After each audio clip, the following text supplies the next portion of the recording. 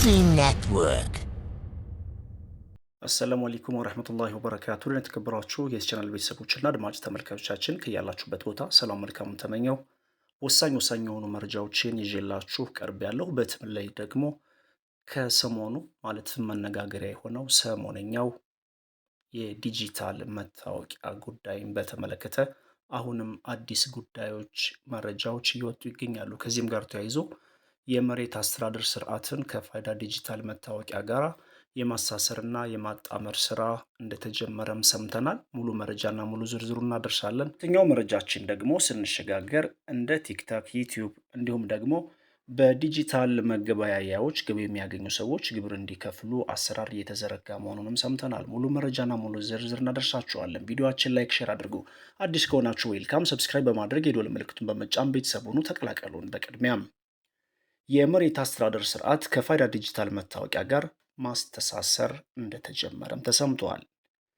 ብሔራዊ የመሬት አስተዳደር ስርዓትን ከፋይዳ ዲጂታል መታወቂያ ጋር በማስተሳሰር ወይንም በማጣመር የአርሶ አደሩን የብድር አቅርቦት ተጠቃሚነት ለማሳደግ እየሰራ መሆኑን የግብርና ሚኒስቴር ገልጿል። በማዕከላዊ ኢትዮጵያ ክልል የአርሶ አደሮች የፋይዳ ዲጂታል መታወቂያ ምዝገባ ማስጀመሩን እና እንዲሁም ደግሞ ማስጀመሪያ ንቅናቄ በቡታጅራ ከተማም ተካሂዷል ተብሏል።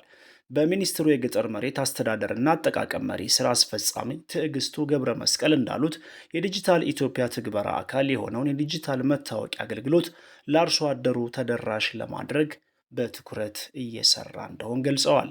በዚህም መሰረት ለአርሶ አደሩ የብድር አቅርቦት ለማመቻቸት በማለም የፋይዳ መታወቂያ አገልግሎት መስጠት መጀመሩንም አመላክቷል። ያይዘውም እንደገለጹት መንግስት ዲጂታል ኢኮኖሚውን እውን በማድረግ የፋይናንስ ተደራሽነትን ለማስፋት የጀመረውን ጥረት በማሳካት የአርሶ አደሩን ተሳታፊነትና ተጠቃሚነት ለማረጋገጥ ትኩረት ሰጥቶ እየሰራ ነው የተባለው።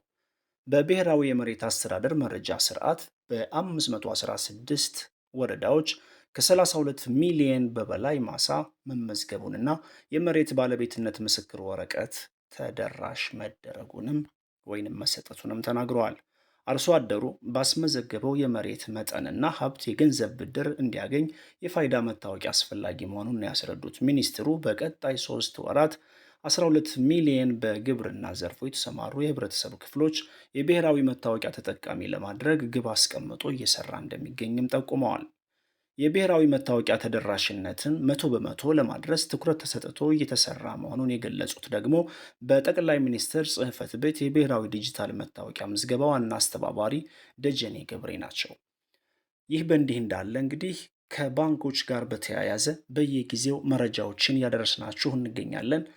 በሀገራችን ያሉ ባንኮች፣ በኢትዮጵያ ያሉ ባንኮችን በተመለከተ በተለይ ደግሞ ሀገር ቤት የሚገኙና ሀገር ቤት የምትገኙ የባንክ አካውንታችሁን ከዲጂታል ፋይዳ መታወቂያችሁ ጋር ማስተሳሰር ግዴታ ሆኗል።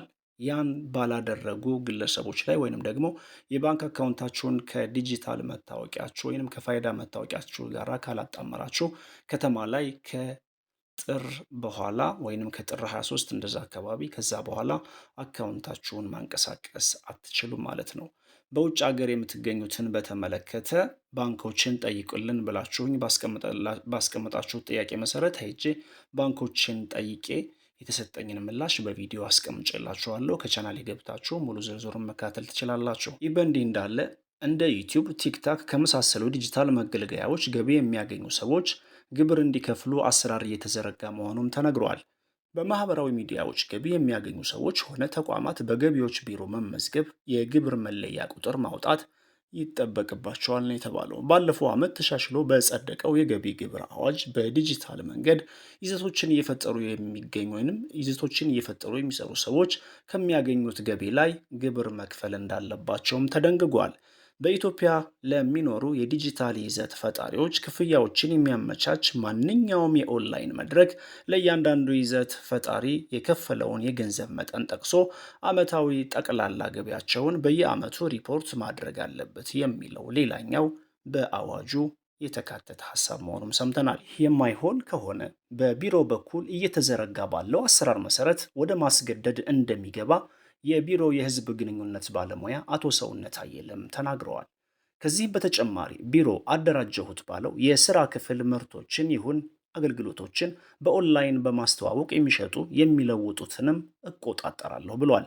የኦንላይን ገቢን ወደ ግብር ስርዓቱ ለማስገባት በቢሮው የተጀመረው ስራ በቅርብ ወደ ሙሉ በሙሉ ትግበራ ይገባል የተባለ ሲሆን ስራውን ከኢትዮ ቴሌኮም፣ ከንግድ ቢሮ፣ ከፋይናንስ ደህንነት አገልግሎት እንዲሁም ደግሞ ከሌሎቹ ተቋማት ጋር በትብብር የሚሰራ መሆኑንም ከቢሮው ሰምተናል ይላል የመረጃ ምንጫችን ሸገር።